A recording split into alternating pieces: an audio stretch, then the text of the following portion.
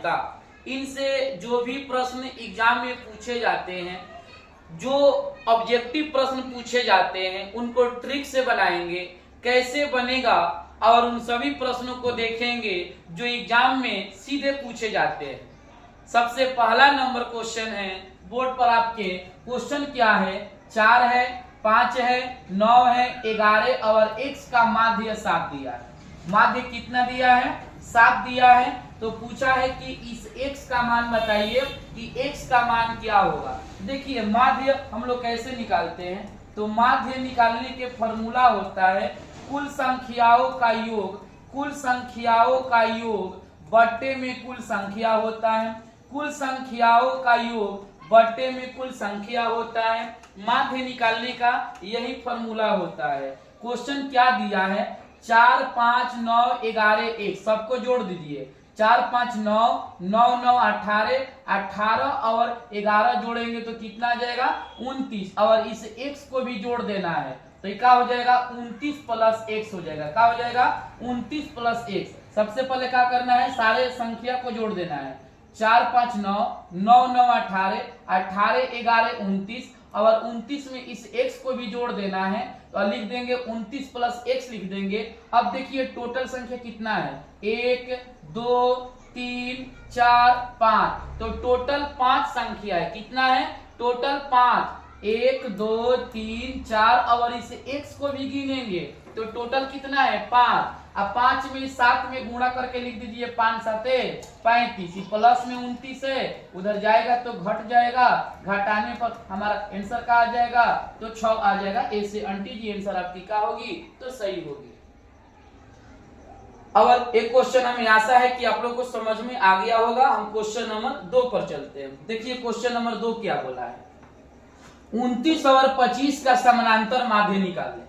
29 और 25 का समानांतर माध्य निकाले तो देखिए माध्य पूछे तब या समानांतर माध्य पूछे तब दोनों बात बराबर होता है। जैसे आप माध्य निकालेंगे वैसे आप समानांतर माध्य निकाल लीजिए, दोनों को जोड़ देंगे 29 प्लस 25 और कितना संख्या है, 1 और 2 बट्टे में 2 कर देंगे तो जोड़ेंगे तो 9, 5, 14 और 2, 1, 3 और 3, 1 हासिल कितना हो जाएगा, 4 बट्टे में 2 काट देंगे तो कितना आ जाएगा, 22। 20 से आपका ऑप्शन होगा भाभी जी आंसर सही हो जाएगी। 2 नंबर भी क्वेश्चन समझ में आ गया। अब हम क्वेश्चन नंबर 3 पर चलते हैं। क्वेश्चन नंबर 3 क्या होगा, देखिए क्वेश्चन दिया है, आंकड़ा दे दिया है और पूछा इसका परिसर निकाले।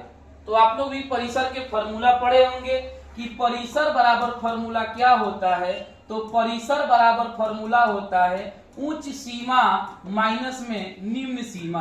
परिसर बराबर फॉर्मूला क्या होता है, उच्च सीमा माइनस में निम्न सीमा। इसमें उच्च सीमा देखेंगे, उच्च सीमा कौन सी है, उच्च सीमा का मतलब कि कौन सी संख्या सबसे बड़ी है, 12 है, 17 है, 81 है, 26 है, 38 है, 42 है, 57 है और फिर 62 है। तो इसमें सबसे बड़ी अगर कोई संख्या हमको दिख रहा है ना, तो सबसे बड़ी दिख रहा है 81। का दिख रहा है 81। और सबसे छोटी अगर कोई संख्या दिख रहा है तो सबसे छोटी संख्या दिख रहा है 12। का दिख रहा है 12। आइए अब इसको घटाइए, तो घटाएंगे तो क्या होगा, इस 11 में से 2 घटाएंगे 9, इस 11 में से 2 घटाएंगे 9 और ये हो गया 7, 7 में से 1 घटाएंगे 6। आपका आंसर क्या हो जाएगा, तो सही आंसर आएगा 69, यानी डी आंसर हो जाएगा। इसके बाद हम चलते हैं क्वेश्चन नंबर नेक्स्ट पर। फिर से क्वेश्चन आ गया x का मान निकालने के लिए। क्वेश्चन बोला है 3, 4, 5, 17 और x का माध्य 6। देखिए माध्य क्या दिया है, तो 6 दिया है। क्वेश्चन में माध्य दिया है 6, तो जब माध्य 6 दिया है तो इसको कैसे हल करेंगे, थोड़ा ध्यान से देखिए।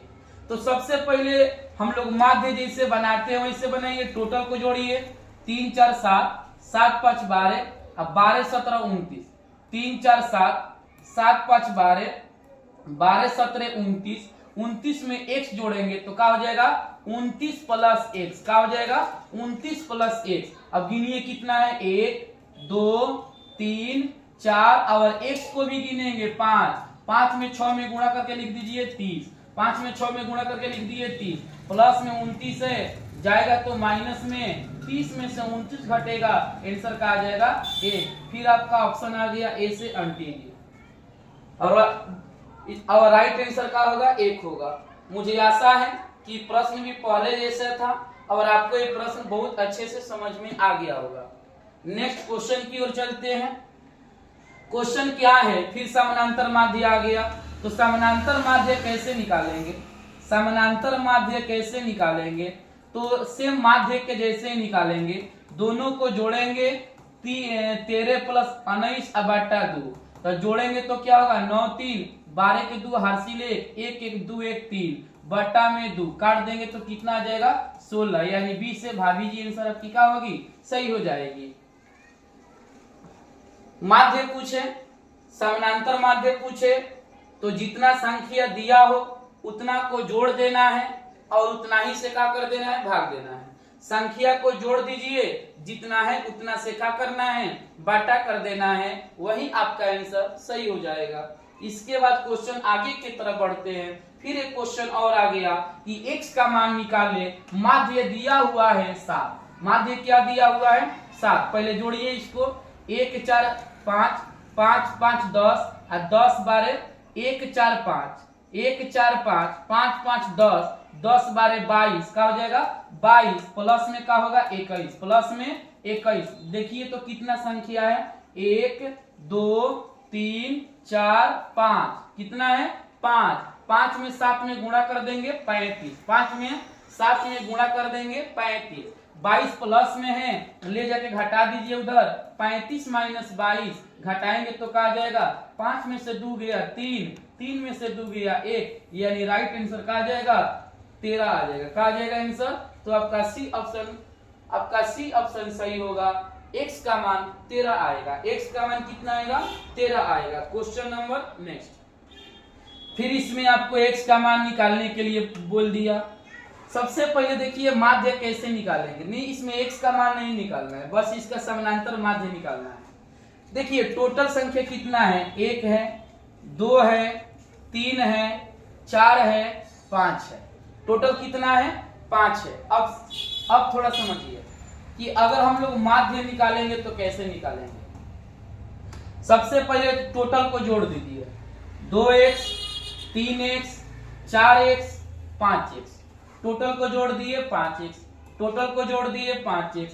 अब काम करिए, संख्या को जोड़िए, जो भी अंक है जोड़िए, 3 6 9 9 9 18 18 12 30, कितना हो जाएगा 30। और टोटल कितना है देख लीजिए, 1 2 3 4 और 5 बट्टे में 5। सबसे पहले कॉमन देखेंगे इसमें, तो ये 5 है आई 30 है, तो 5 से तो 30 6 बार में कट जाएगा, तो कॉमन 5 ले लेते हैं।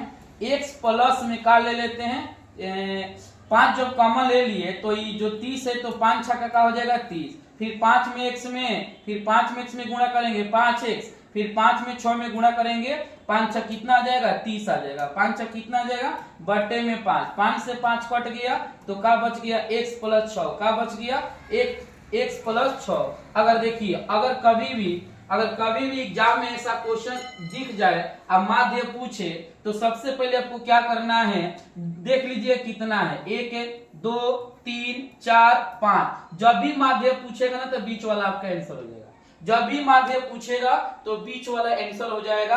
आप डायरेक्ट टिक लगा सकते हैं, नहीं तो सॉल्व करके भी लगा सकते हैं, इसमें कोई दिक्कत नहीं होगा। जब भी माध्य पूछे तो बीच वाला आपका आंसर सही हो जाएगा। चलिए आगे की तरफ बढ़ते हैं।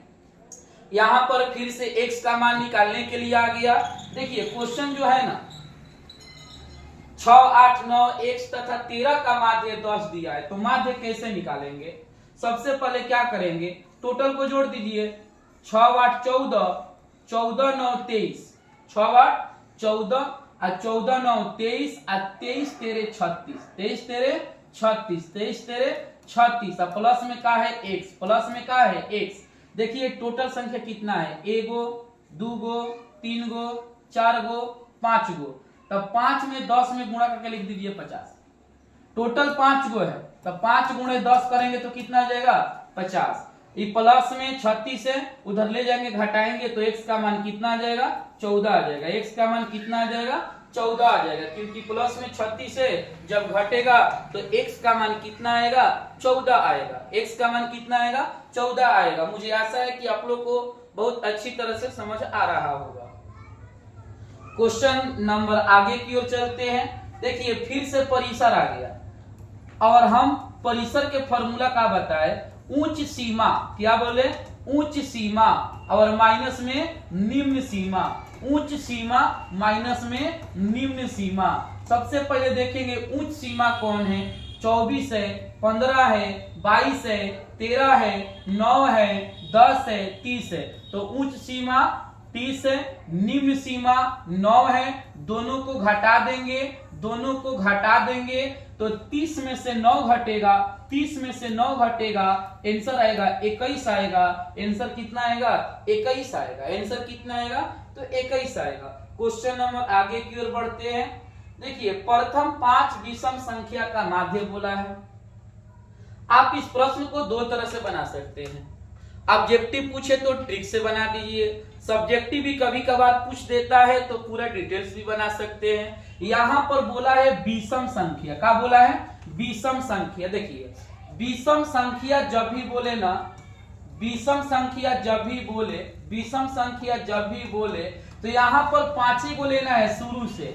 तो क्या होगा 1 होगा और 3 होगा, 3 के बाद 5 होगा, 5 के बाद 7 होगा, 7 के बाद 9 होगा और 5 गो है तो लिख देंगे बट्टे में 5। इसको जोड़ेंगे तो 4 4 5 9 और 9 7 14, 9 7 4 5 4 4 5 9 9 7 16 16 9 25 और बट्टा में 5, 25 बट्टा में 5 और काटेंगे तो कितना आ जाएगा 5, यानी कि आपका राइट आंसर का आ जाएगा 5। राइट आंसर का आ जाएगा 5। लेकिन अगर आप इसको ट्रिक से बनाना चाहते हो ना, आप इसको ट्रिक से बनाना चाहते हो, देखिए जब भी एग्जाम में अगर पूछ दे, जब भी एग्जाम में अगर पूछ दे विषम संख्या के माध्य क्या होगा, विषम संख्या का कह दे कि प्रथम 10 विषम संख्या के माध्य, प्रथम 20 विषम संख्या के माध्य, प्रथम 30 विषम संख्या के माध्य, तो जितना कहेगा ना वही आंसर हो जाएगा। क्योंकि इसका जो है ना ट्रिक, तो विषम संख्या का माध्य, विषम संख्या का माध्य का ट्रिक होता है n, क्या होता है n। जितना बोलेगा वही उसका आंसर हो जाएगा। जितना बोलेगा, जितना निकालने के लिए बोलेगा वही आपका क्या हो जाएगा आंसर हो जाएगा, वही का हो जाएगा आंसर हो जाएगा। इसके बाद क्वेश्चन है, यदि 4 लगातार विषम संख्या का माध्य, यदि 4 लगातार विषम संख्या का माध्य, यदि 4 लगातार विषम संख्या का माध्य 6 है तो सबसे बड़ी संख्या बताइए।